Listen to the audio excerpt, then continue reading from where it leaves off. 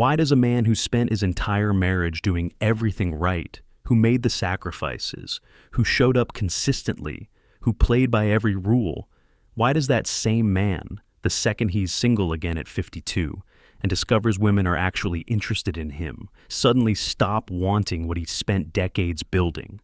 That question bothers people. It feels like a betrayal. The man finally has freedom, finally has options, finally has the kind of attention he didn't get in his 20s, and instead of pursuing a serious relationship, he starts acting like he has all the time in the world. Women notice this pattern constantly. They meet divorced men in their 50s who seem emotionally available, mature, financially stable, exactly the kind of partner they've been looking for.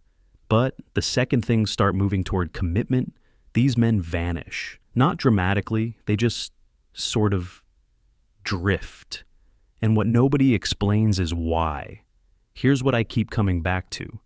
Single men in their 60s and older often want to cohabit with or marry their female romantic partner. But many women don't want that anymore.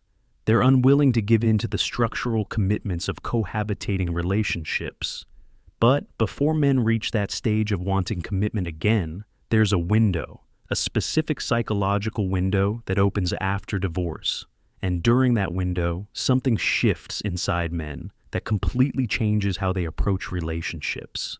And most men don't even realize it's happening. The shift starts with relief. For the first time in possibly decades, after a divorce, you build emotional armor. It shows in how little you reveal. Withdrawal is a common post-divorce defense mechanism. But underneath that armor, there's something else. A man discovers he can wake up on Saturday morning and do exactly what he wants. No negotiations, no compromises, no checking in.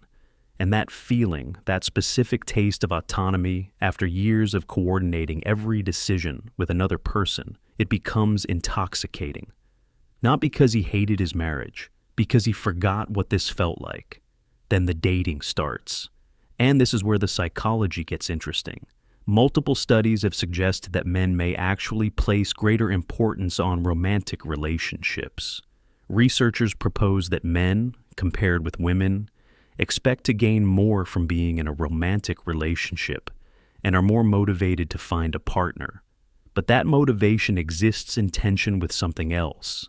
The man who spent his 20s and 30s chasing female attention, who felt invisible to women when he was younger, he's not invisible anymore.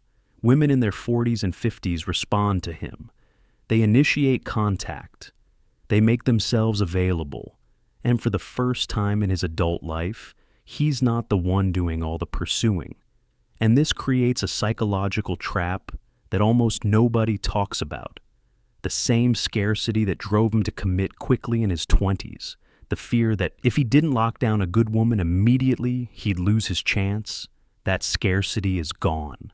Completely gone. He's getting matches on dating apps. He's getting approached at social events. Women he works with are flirting with him. And his brain, which spent decades operating under the assumption that female attention was rare and precious, suddenly has to recalibrate around abundance.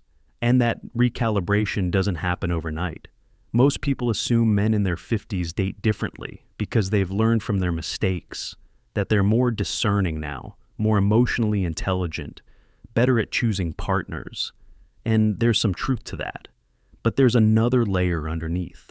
Divorce often creates what psychologists call decision paralysis, the inability to make choices because you're terrified of making the wrong choice again. A man who got divorced at 50 isn't just afraid of choosing the wrong woman.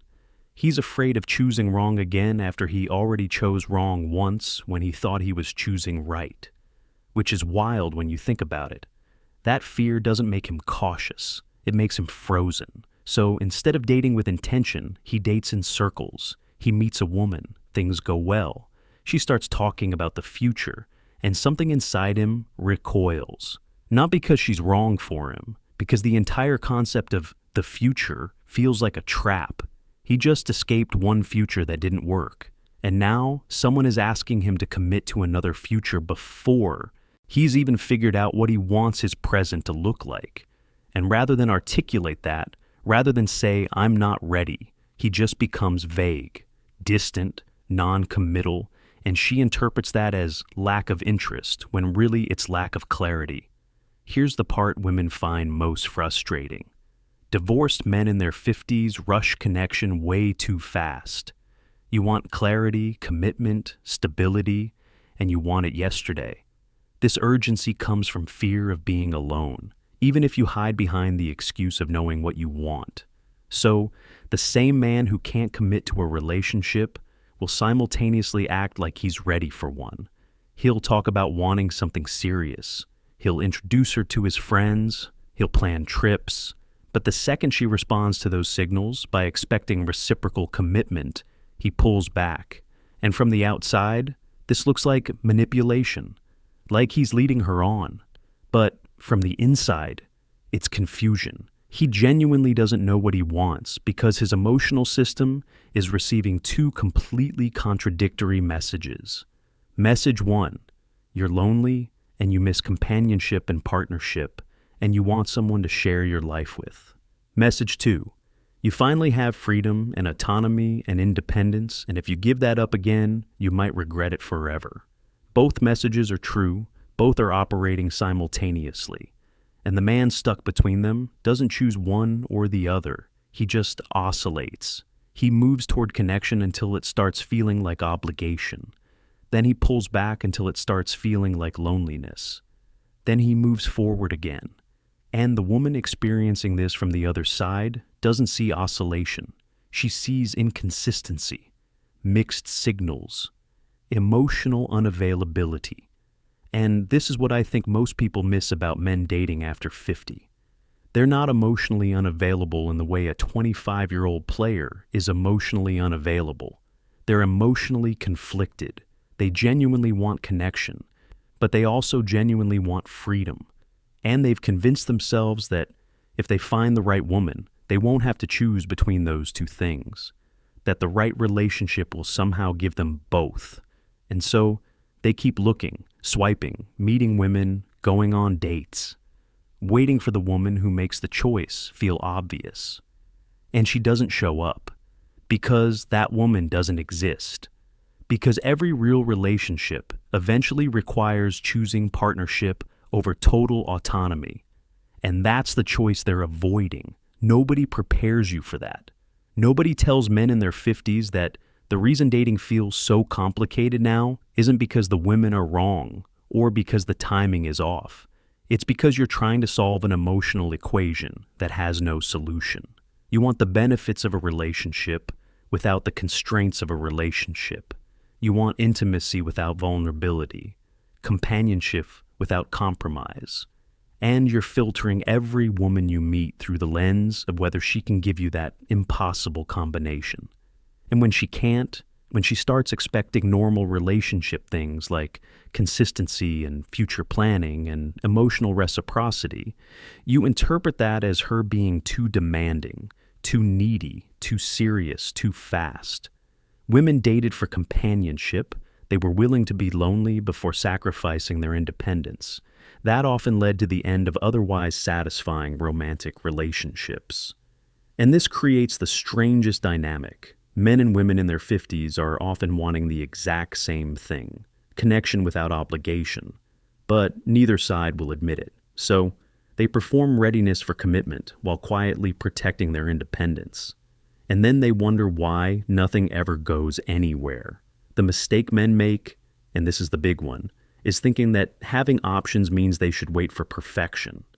A man who got no attention from women in his 20s, who maybe settled in his first marriage because he was afraid no one else would want him, that man, when he suddenly has options at 52, thinks he's finally in a position to be selective, to find someone who checks every box, someone who's physically attractive and emotionally stable and financially independent and low maintenance and high chemistry and intellectually stimulating and sexually adventurous, but not too adventurous, and ambitious, but not threatening, and nurturing, but not mothering. And he genuinely believes that woman exists because he's meeting lots of women, and every woman he meets has some of those qualities. So Logically, there must be one woman out there who has all of them. But that logic is broken, because what he's actually doing is comparing every real woman he meets to an imaginary composite woman he's constructed in his head.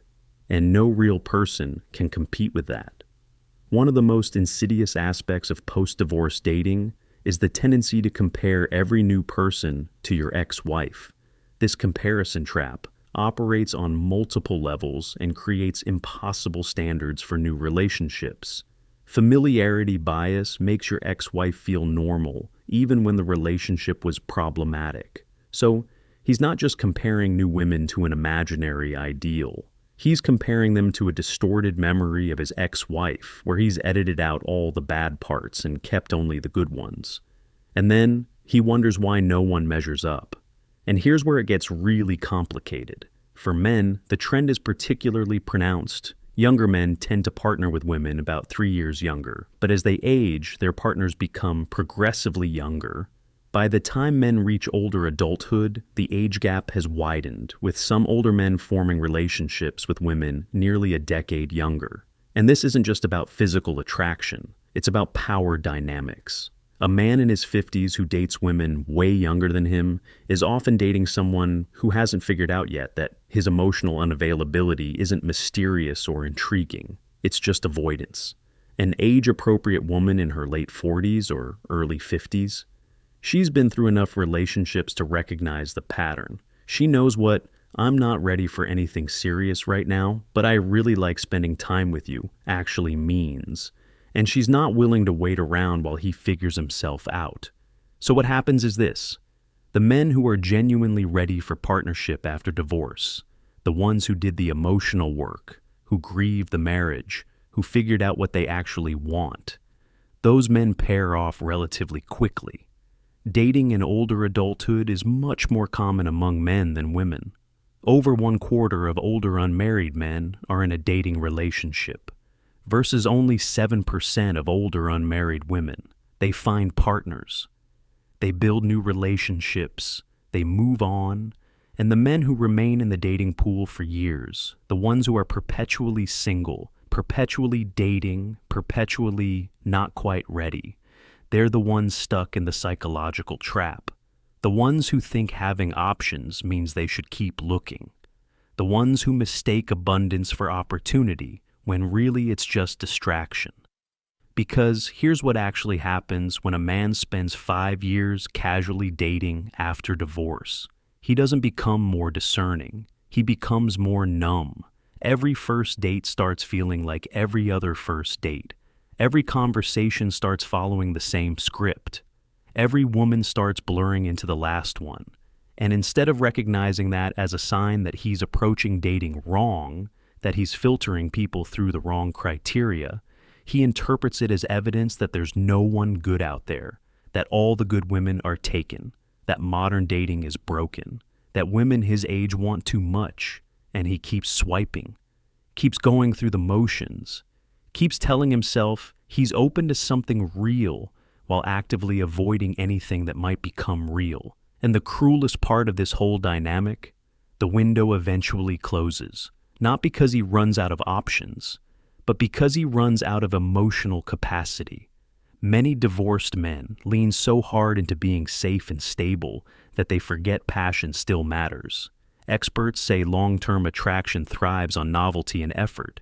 When you act predictable, she feels like she's dating out of obligation.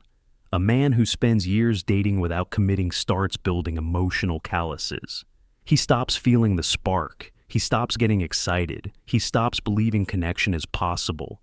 And by the time he meets someone who actually could be right for him, he's so emotionally exhausted from the process that he can't show up for her the way she deserves. And she moves on. And he's back where he started. The women watching this happen from the outside, they're not wrong to be frustrated. They're meeting men who, on paper, should be ideal partners. Men who have life experience, financial stability, emotional maturity. Men who say they want serious relationships. And then those men behave in ways that directly contradict what they say they want. And it feels like dishonesty. Like the men are playing games. But most of the time, it's not dishonesty. It's internal conflict that the men themselves don't fully understand. They genuinely believe they're ready, and they genuinely pull away when things get serious, and they can't reconcile those two realities. So they keep repeating the pattern. 50% of first marriages, 67% of second, and 73% of third marriages end in divorce. We don't get better at picking our partners. We actually get worse. And that statistic should terrify men who think the solution to their loneliness is just finding the right person. Because if you don't fix what's broken inside you, if you don't resolve the internal conflict between wanting connection and wanting freedom, you'll just repeat the same pattern with a new person. You'll commit because you're lonely. You'll resent the commitment because it feels like obligation. And 5 years later, you'll be right back where you started, except older, more jaded, more convinced that relationships don't work. So, what's the actual answer? Not the comfortable answer, the real one. The real answer is that men dating after 50 need to stop treating it like a shopping experience. Stop comparing every woman to an impossible standard. Stop waiting for the perfect person who makes commitment feel effortless. Because that person doesn't exist. Every relationship, even the great ones, requires choosing partnership over total autonomy, requires compromise, requires showing up even when it's inconvenient. And if you're not willing to do that, if you're not willing to give up some freedom for the sake of connection, then stop telling women you want something serious. Just be honest. Say you're dating casually. Say you're not ready. Say you like your life the way it is and you're not looking to change it. And let her make an informed decision about whether that works for her. But most men won't do that because they don't want to be alone. And they don't want to be vulnerable enough to admit they're afraid of choosing wrong again. So they stay stuck. They keep dating. They keep looking for someone who doesn't trigger their fear. And they waste years of their lives and waste the time of women who deserved honesty from the beginning. And the tragedy isn't that these men are bad people. It's that they're stuck in a psychological pattern they can't see. And nobody's telling them the truth. The truth is this. Having options doesn't make dating easier after 50. It makes it harder because options create the illusion that you should keep looking, that there's always someone better just one more swipe away. And by the time you realize that the abundance you thought was opportunity was actually just noise, you've spent years chasing something that was never real to begin with. The men who figure this out early, who recognize that the point of dating isn't to find someone perfect, but to find someone real and then build something meaningful with them. Those are the men who actually end up happy. The men who don't figure it out spend the rest of their lives wondering why connection always feels just out of reach.